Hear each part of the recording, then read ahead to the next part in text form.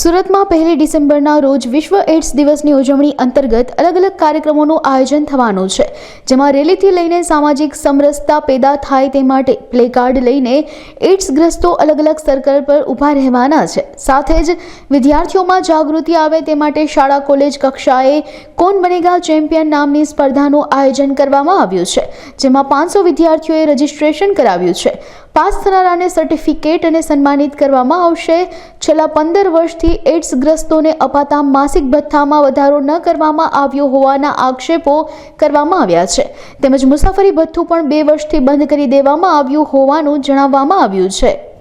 હું doctor HK Sondarva, project in charge STD care project Surat મહાનગરપાલિકા। આવતીકાલે વિશ્વ એઇડ્સ દિવસ છે। 1 ડિસેમ્બરના રોજ સમગ્ર વિશ્વમાં આ દિવસે HIV એઇડ્સ દિવસ તરીકે મનાવવામાં આવે છે અને આ દિવસ મનાવવાનો હેતુ એ છે કે જે HIV એઇડ્સની જનજાગૃતિ લોકોમાં થાય, આ રોગના કારણે જે મૃત્યુ પામ્યા છે તેમને આપણે શ્રદ્ધાંજલિ આપીએ છીએ અને સમાજમાં HIV એઇડ્સ પ્રત્યે જે ભેદભાવ છે એ ભેદભાવ દૂર થાય એ મેઇન હેતુ આ રહેલો છે।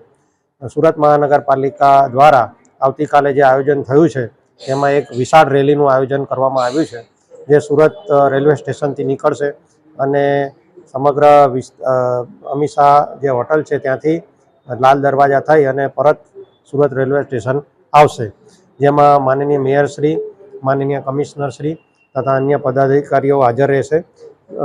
લગભગ અંદાજિત 500 વ્યક્તિઓ આ રેલીમાં હાજર રહેવાના છે।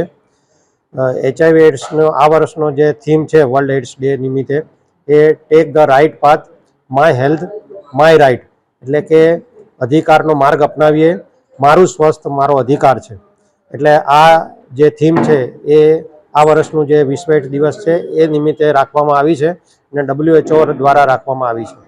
આ થીમનું કહેવાનું એ છે કે લોકોમાં જે HIV એઇડ્સ પ્રત્યે જે ભેદભાવ છે એ દૂર થાય। ખાસ કરીને જ્યારે બાળકો પોઝિટિવ હોય અને સ્કૂલમાં એડમિશન લેવાનું હોય ત્યારે ઘણી તકલીફ પડતી હોય છે, આનાકાની થતી હોય છે। ઇવન અમારે HIV એઇડ્સની ઓફિસ સિટીમાં કરવાની હતી, જે દક્ષાબેનની ઓફિસ હતી, તો એ સ્થળે પણ અમને તુરંત કોઈ ત્યાં હા નથી પાડી। એટલે એ જ રીતે જોઈએ તો હોસ્પિટલોમાં જ્યારે HIV એઇડ્સ દાખલ થાય છે ત્યારે પણ એને લોકો તિરસ્કારની લાગણીથી જોતા હોય છે। તો આ બધા જે સમાજમાં દૂષણો છે એ દૂષણો દૂર થાય એ હેતુ રહેલો છે અને ખાસ કરીને આ દિવસે આપણે એક કમિટમેન્ટ લઈએ કે આ લોકોને આપણે જેમ અન્ય લોકો છે એ રીતે જ આપણે એમને સાથ સહકાર આપી અને એમને આ રોગથી મુક્તિ મળે એ માટેના પ્રયાસો કરીએ। મારું નામ દક્ષા પટેલ છે।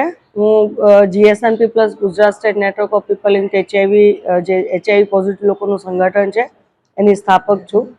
આવતીકાલે વિશ્વ એઇડ્સ દિવસ નિમિત્તે GSNP પ્લસ દ્વારા HIVના જનજાગૃતતા અને ભેદભાવ અટકાવવાના ભાગરૂપે જે વાય જંકશન અને SVNIT જે સર્કલ છે ત્યાં સવારે 10 થી 1 વાગે SVNIT અને સાંજે વાય જંકશન પર 4 થી 6 વાગ્યા સુધી HIV પોઝિટિવ લોકો ખુદ પ્લે કાર્ડ લઈને ઊભા રહેશે અને આનો મેઇન ઉદ્દેશ્ય એ છે કે HIV છૂને સે નહીં ફેલતા, હાથ મિલાવો, HIV જનજાગૃતતા ફેલાવો અને જે પણ સિગ્નલ પર લોકો હશે એ પોતે HIV પોઝિટિવ લોકો સાથે હાથ મિલાવે એની માટે આપણે અપીલ કરશું। સાંજે વાય જંકશન પર 6 વાગે જે HIVના કારણે મૃત્યુ પામ્યા છે એવા અમારા જે મિત્રો HIV પોઝિટિવ લોકો છે એમના શ્રદ્ધાંજલિ માટેનો કાર્યક્રમનું આયોજન કરવામાં આવ્યું છે।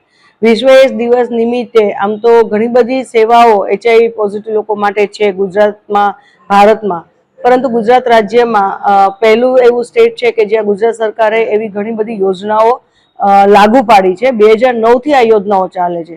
તો આ બાબતે અમે આજના દિવસે તમારા માધ્યમથી જણાવવા માંગીએ છીએ કે જે HIV પોઝિટિવ લોકો માટે તબીબી સહાય જે યોજના આપવામાં આવી રહી છે, તો એમાં 2009માં જે 500 રૂપિયાની સહાય હતી એ આજે પણ એમાં કોઈ વધારો કે સુધારો થયો નથી।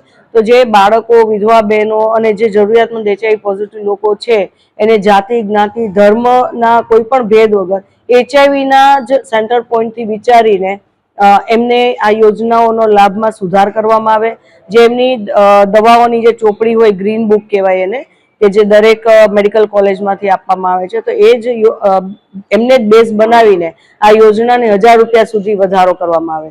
બીજું કે જે HIV પોઝિટિવ લોકોને આવવા જવાનું, જે દવા લેવા માટે દર મહિને આવતા હોય છે, તો એનો જે આવવા જવા માટેનું જે ભાડા ભથ્થું હોય છે એ છેલ્લા 2 વર્ષથી સ્ટોપ થયું છે.